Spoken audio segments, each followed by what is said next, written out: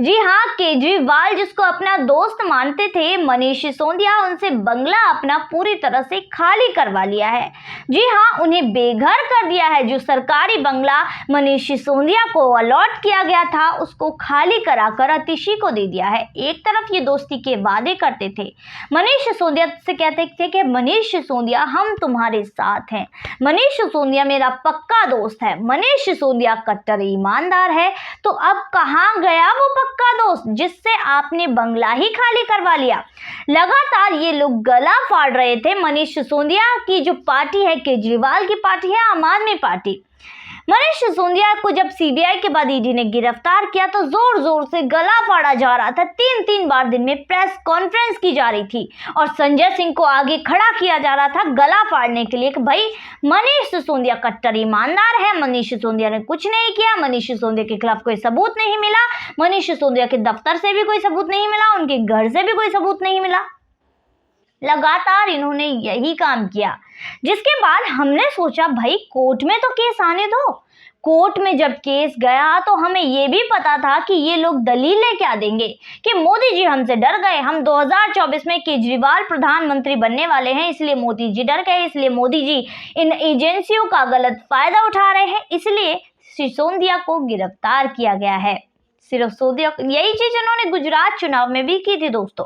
गुजरात चुनाव में भी इन्होंने यही किया था कि हम गुजरात के मुख्यमंत्री बनने वाले हैं। केजरीवाल लगातार ये कह रहे थे, आम आदमी पार्टी कह रही थी कि केजरीवाल मुख्यमंत्री बनने वाले हैं गुजरात के। इससे पहले मनीष सिसोदिया को गिरफ्तार कर लिया जाएगा क्योंकि जो मोदी जी हैं वो आम आदमी पार्टी को कमजोर करना चाहते हैं। मोदी जी हंस पड़े।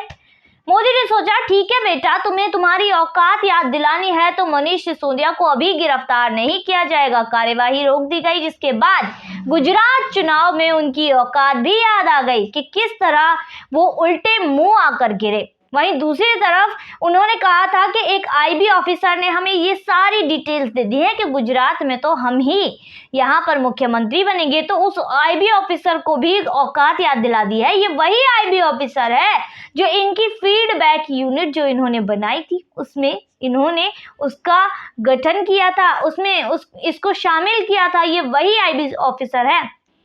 इस आईबी ऑफिसर के ऊपर भी अब जांच चल रही है, तो इसको भी अब नानी जी दादी जी सब याद दिलाई जाएंगी। तो जो आम आदमी पार्टी मोदी जी को डरने की बात कह रही थी कि मोदी जी तो डर गए, अब वही थर-थर कांप रही है क्योंकि ईडी ने जो कोर्ट में पेश किया उसके बाद केजरीवाल भी कांपने लगे, पसीने छूटने लगे। ईडी ने कोर्ट में बताया कि भाई हमें सबूत मिल चुके हैं, 1.25 लाख तो ईमेल मिले हैं और फोन जो इन्होंने तोड़ दिए थे, फोड़ दिए थे, जला दिए थे, सिम तोड़ दिए थे, उनके बारे में इन्होंने बहाना बनाया कि जी हमने तो फोन तोड़ दिए। 150 फोन इन्होंने तोड़े, जिसके बाद अब इनको डाटा भी उनका मिल चुका है ईडी को। iCloud के जरिए डाटा की ईडी ने कवर कर लिया है और कोर्ट में ये भी बात बोल दी। वहीं दूसरी तरफ के कविता जो साउथ की हैं, जिनके 100 करोड़ देने की मतलब साउथ जो ग्रुप है 100 करोड़ देने की बात है, उसको लेकर मनीष सिसोदिया और के कविता का आमना सामना कराया ईडी ने। तो उसके बाद मनीष सिसोदिया की बोलती खुल गई।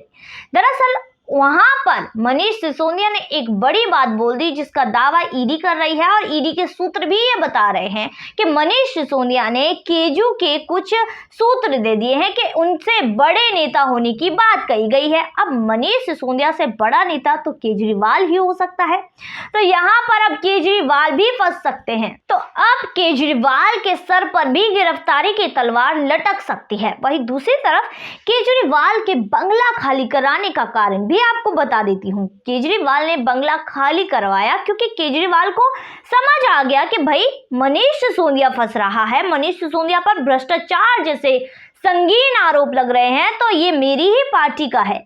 अब मैं क्या दूसरे राज्यों में जाकर मुंह दिखाऊंगा, अपना ये काला मुंह कहाँ दिखाऊंगा कि मैं भ्रष्टाचारियों को पार्टी में रखता हूँ। इसलिए मनीष सिसोदिया का इस्तीफा भी हो गया और अब बंगला भी खाली करा लिया गया।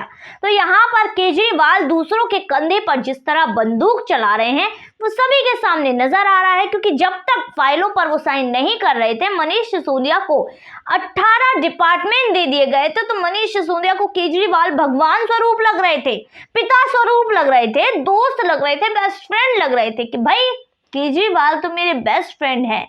दोस्ती के वादे किए जा रहे थे और अभी उन्हीं मनीष सिसोदिया के गले में फांसी का फंदा केजरीवाल के जरिए डल गया है। केजरीवाल बहुत शातिर है। केजरीवाल ने एक भी डिपार्टमेंट अपने हाथ में नहीं लिया, क्योंकि जब तक साइन नहीं करूंगा कोई सबूत नहीं मिलेंगे और मेरे ऊपर कोई बात भी नहीं आएगी। बस फायदा ही फायदा उठाऊंगा और बाकी सभी को अपने इशारों पर नचाऊंगा। तो यही चीज केजरीवाल ने बड़े शातिराना तरीके से की।